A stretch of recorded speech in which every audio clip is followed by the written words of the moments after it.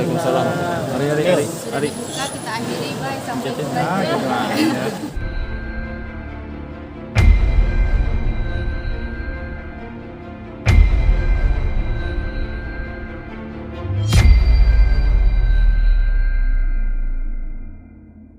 Proses tadi seperti apa?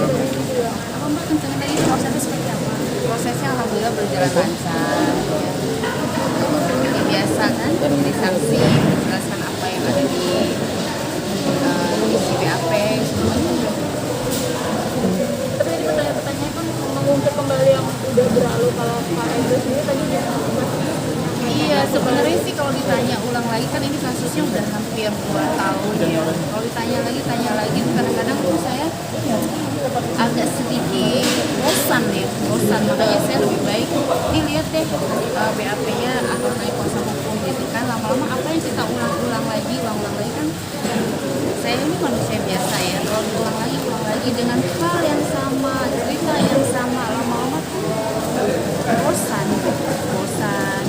Tapi yang benar yang mana Mbak Angel? Nah, ya itu masih yang ucapkan. Belum tertekan nggak sih tadi Mbak Angel dengan pertanyaan yang Bukan pertanyaannya yang tertekan, tetapi kan saya pertama kali ya ada di persidangan. Insya Allah jangan ada lagi. Jadi seperti saya kayak umroh ngerti kan, jadi ada rasa gimana gitu. Jadi rasanya seperti itu aja sih. Kalau katanya sih Insya Allah enggak ya. Nanti apakah akan siap lagi ketika sidang kan ini ditunda tadi ya?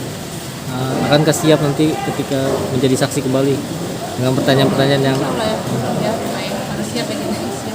Ya, sidang kedua nanti hari Rabu minggu depan jam 10 pagi di Pengadilan Negeri Jakarta Selatan di sini ya. Sudah lanjutan dan kesaksian Angel lagi? Lanjutan kesaksian Angel Elga karena persidangan pertama ini belum selesai. Bang, ada manuver apa bang rencana bang? Manuver? Tidak ada manuver apa-apa.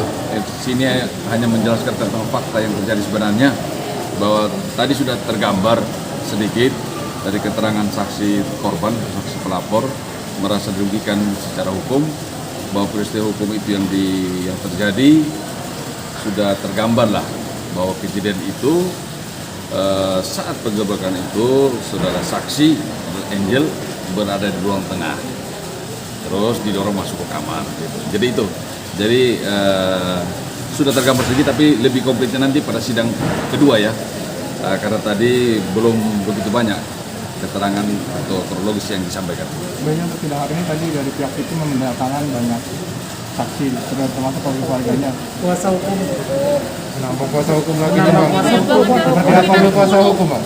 Ya itu sebenarnya hak hukum ya bagi setiap siapapun juga menambah pengacara berapapun juga itu hak hukum.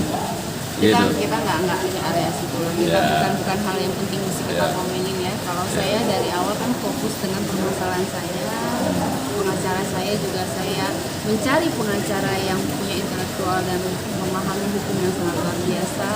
Jadi saya tidak perlu mengganti pengacara ataupun perlu pendampingan yang luar biasa, nggak perlu, karena saya tahu pengacara saya punya intelektual yang luar biasa. Gitu. Kalau pengacara yang lain saya nggak komen. Mbak Angel, terkait ledekan di medsos itu bagaimana sih Mbak Angel?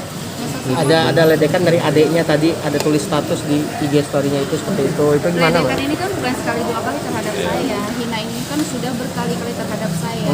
Saya anggap kita yang punya intelektual, kita yang lebih punya pemahaman yang lebih ini, cuekin aja lah. Tapi sepertinya kayak berbalas pantun Mbak Angel ketika Mbak Angel update apa? Membalas, buat saya membalas Nggak usah dibalas lah. Kalau saya balas nanti sama kan gitu ya. Nggak usah, kita lihat saja kan, artinya siapa yang marah ya mungkin mereka mencerminkan sikap mereka ya sudah, kita mah santai aja. Saya fokus di masalah ini. Hakim yang memutuskan nanti, kita alhamdulillah kayak tadi jaksa hakim sudah sangat luar biasa ya, juga memberikan kepada saya tadi penjelasannya seperti apa. Alhamdulillah kita menghargai aja aparat hukum gitu.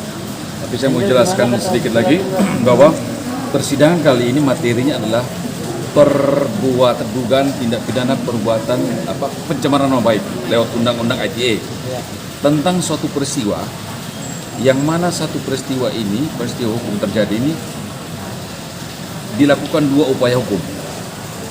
Jadi satu upaya hukum adalah Vicky Prasetyo melaporkan Angel dugaan tindak pidana perzinahan di Polres Jakarta Selatan dengan peristiwa hukum yang sama nih ya, sudah dinyatakan SP3. Jadi tidak memenuhi unsur. Perkara tersebut dihentikan. Di persidangan kasus saat ini, peristiwa hukum itu juga yang dipermasalahkan. Maka dapat disimpulkan setelah upaya hukum pidana dugaan tindak pidana perzinahan itu dinyatakan SP3, maka apa yang diucapkan, apa yang dilontarkan, didistribusikan oleh media ada suatu yang tidak benar. Jadi gini, Oke? jadi gini supaya ini kan masyarakat ini nggak semuanya memahami tentang bagaimana hukum apa segala macam ya. Saya kasih gambarannya seperti ini.